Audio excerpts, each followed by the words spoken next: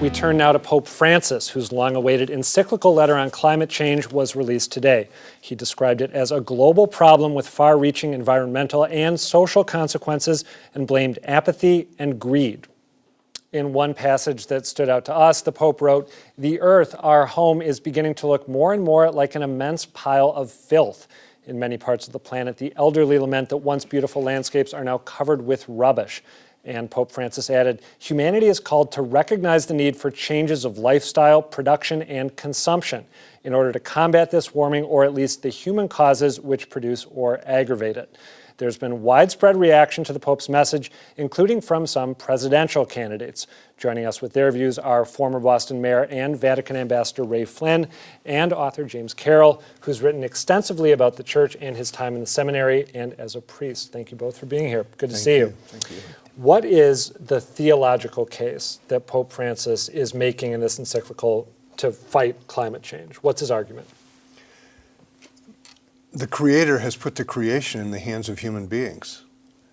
For those of us who are believers, that's the basic truth here. We are responsible for creation. God has entrusted this magnificent reality of the world, the cosmos, to us. And we are responsible for it. And if we abuse the earth, take it for granted, exploit it, use its resources in unjust ways, leaving some people at the mercy of too few resources, then we have basically betrayed our essential responsibility as the creatures of the great Creator.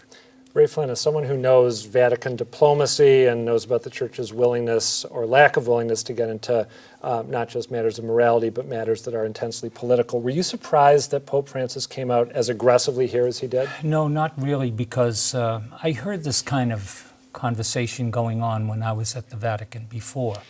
And just remind viewers, what was your tenure there? I was the first appointment by President Clinton, 1993 to 1997.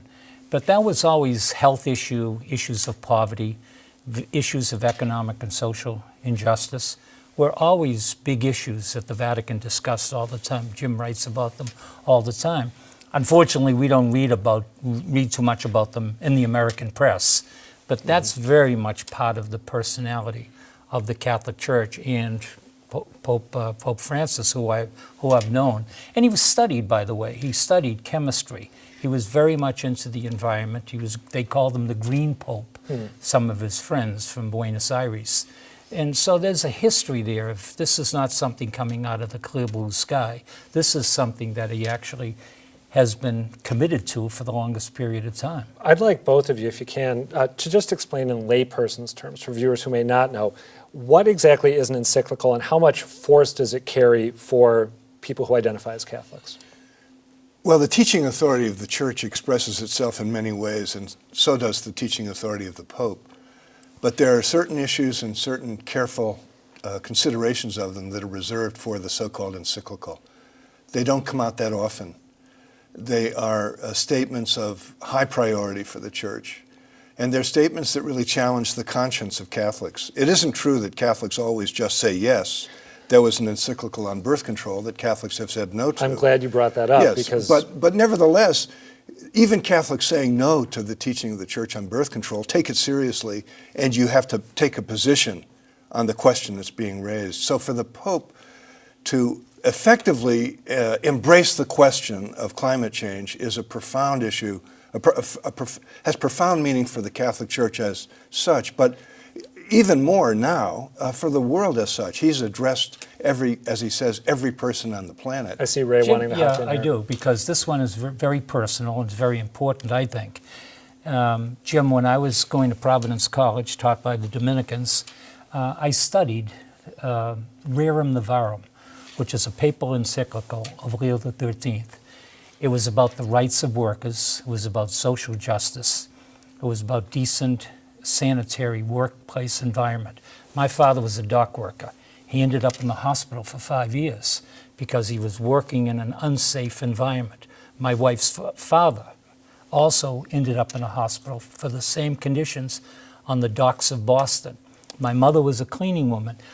Pope Leo XIII, the most important social encyclical of all time, It was back in like 1901 it was or something? 1903, I believe. 1903. Yeah. And it had, to this day, Adam, it still has a powerful resonating impact on me and many, many other people.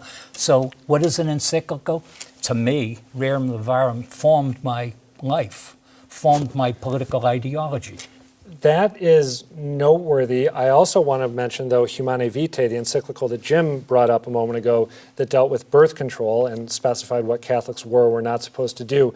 Catholics are sort of notorious, I think, American Catholics at least, for choosing to disregard many of the prescriptions laid down in Humanae Vitae. So I'm wondering if you two think that this particular encyclical, I mean, you mentioned, remind me, the encyclical you were just describing, what's the name of it again? Rerum Novarum. You mentioned Rerum Novarum shaping your worldview. I'm wondering if you think this encyclical will shape the worldview of a generation of Catholics, or will there be a substantial number who say, we don't really buy what the Pope is arguing here, we're going to disregard it? Well, the Pope himself in this encyclical asked us to read it in the light of the encyclical of John the 23rd, Pacem in Terris, Peace on Earth.